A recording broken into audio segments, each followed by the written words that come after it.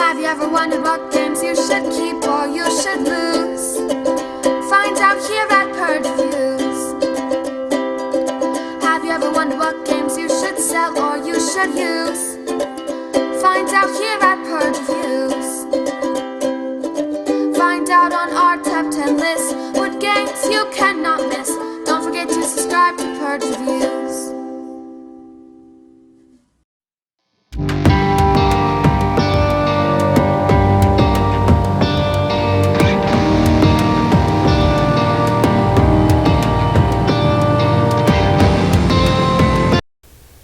Raiders of the North Sea, if you watch my top 100 games of all time, is one of my favorite games. I absolutely love worker placement. I like Vikings. I wouldn't say it's my favorite theme, but I do like them.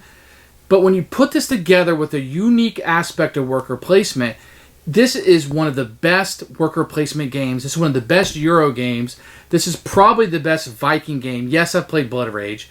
This is the game that you want to play if you like Euro-style games. Now, Blood Rage is going to be a little bit more of a fighting, playing cards, drafting type of thing. This is a Euro game. This is a worker placement game with something unique to the table.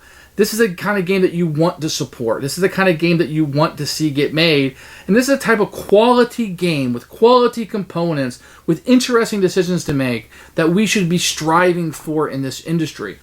Raiders of the North Sea was a game I played with Lance Undead Viking. He showed me this game up at Canada North, 3 years ago. Instantly, he's like, this is on Kickstarter. I said, I must buy this game. I went on full in, bought everything, bought the other games in this series, and said, I'm a fan, I'm in. And I purchased it. And I just find this game to be phenomenal. The idea of putting a worker on there, and then I have to take one off, different than the one I place, is just so interesting. You can't always do what you want to do. That's the phenomenal part, right? You can usually do something you want to do, but it may not be what you optimally want to do, because you kind of sometimes, most of the time, need those two actions to work together. Not always. You can get around it. Perhaps you're a better board gamer than me, but I like those actions to kind of have some synergy, because I'm making a plan of what I want to do, and I kind of got to beat you to the spot. I want to raid this spot. I want to pillage this spot. I got to beat you to it. I feel like a Viking. At the beginning of the game, I'm kind of getting my resources together. I'm getting the provisions and getting my crew together. And at some point, we got to jump on a boat, and we got to steal some stuff. We got to go out there and get the goods that are on the board for our side and score victory points. And there's a few different ways to score victory points in this game.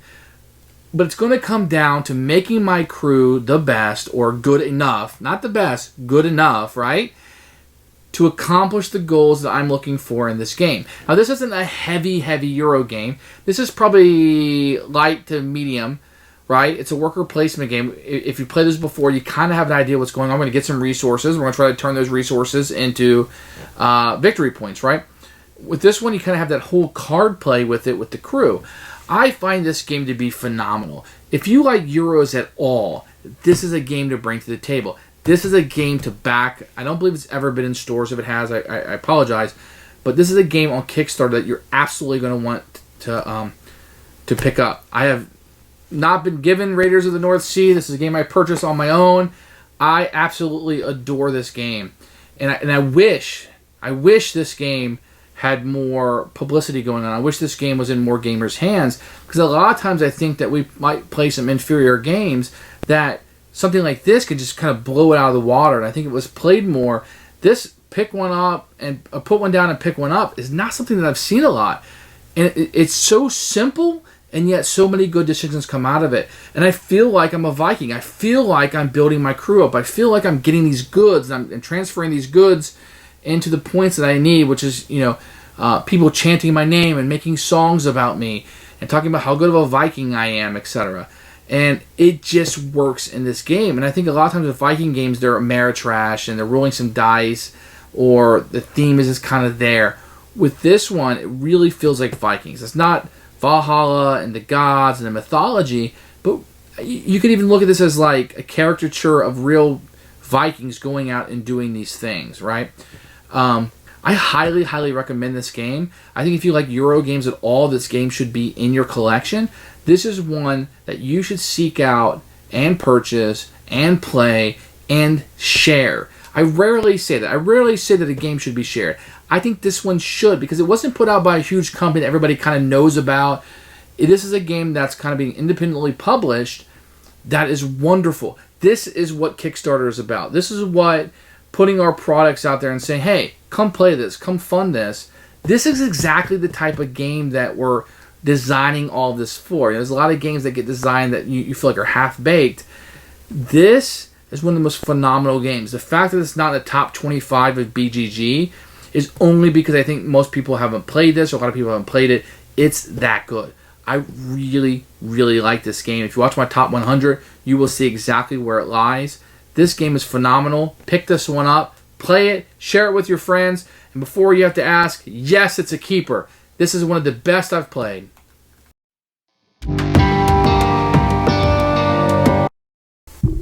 Here's what the board looks like set up. I'm going to go through the components really quickly. You can see the game board is very beautiful and very vibrant. I like this a lot about this game. You have some tracks going up across the side that you'll be utilizing, and a victory point marker across it. You'll also be getting workers of different colors. Here's some white ones and gray ones. These are fantastic components in the shape of little Vikings. Very, very attractive. Very cool. There's three colors. There's gray, there's black, and there's white. You also have components of little doohickeys here. So you have like stone and gold. These are really, really nice wooden pieces that are out. You also have these little cows that you will be using. Very, very cute. I think the components in this game are just phenomenal. Now, if you go over the 49 points, you will get these cards that will just allow you to go over 50. And they kind of tell you how the scoring is going to be on the game. They're double-sided, so we're not over 50. You still get the scoring. You're going to have some of these hard tiles that will be utilized. You'll be trading in, so in this case, 2 cows and gold and getting 4 victory points. You're going to have some dice that will be utilized. These are engraved. These aren't stickers or printed on there. You'll be using these for some of the spots up above. The money is particularly very, very good. It's just metal coins that are just phenomenal. These coins are fantastic. Love these coins. And you're going to get a number of cards. These cards have some of the best artwork I've ever seen in games.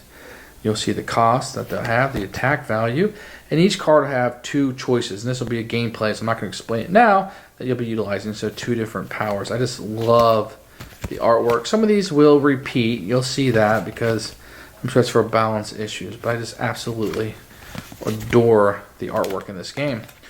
These cards are very good. They feel very good in my hand. They don't feel like, they're not quite possibly like regular size cards, are they? They feel a little smaller than regular size, but not miniature by any stretch of the means. All the components in this game are just phenomenal. Very happy with what I see here. I like this game a lot. I like the components. I like the brightness of it. You're not going to go wrong with what you see here.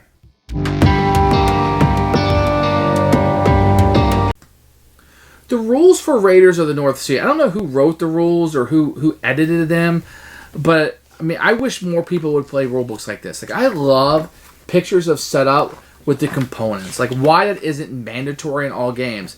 I like how the game is explained and then we get into a little bit more detail. But I'm being explained the game as we go. The scoring makes sense in this game. All the icons match. The graphic art is great.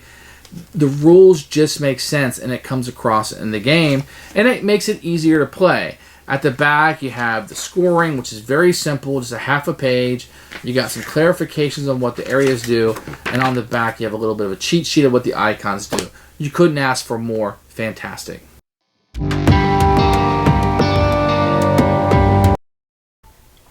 What you're going to have here for the most part is a worker placement game. I'm going to kind of show you how it works down here in town. This is where you start off the beginning of the game doing stuff. So the game is kind of unique that each person will start out with a black worker, one single black Viking. And what you're going to do is you're going to place this somewhere on the board. Now it can be anywhere on the board, but I'm just showing you what's going on down here. So for example, if I go here with a black, I get 3 coins. If I go here with a gray or a white, I only get 2 coins.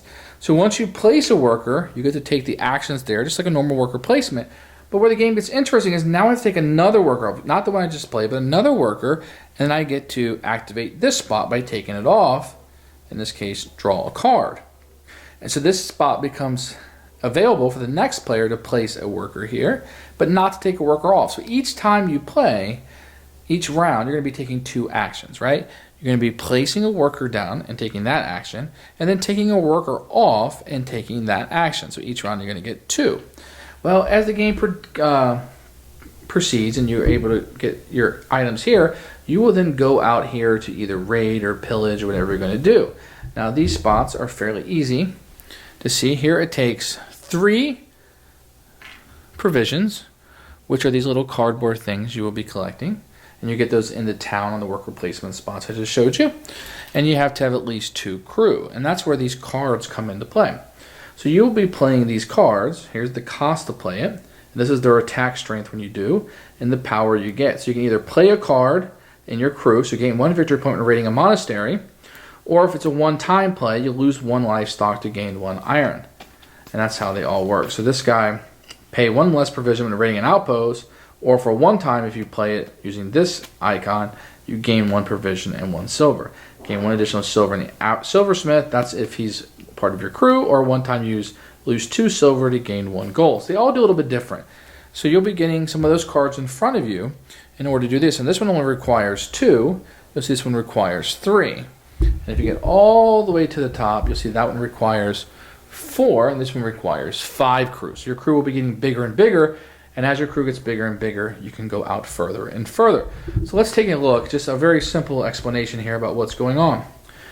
So if I was going to go here to the harbor, and I would take one of these workers off, in this case, I would have to have 3 provisions I give up. I would have to have 2 cards, and if so, I would then get these provisions and 1 victory point.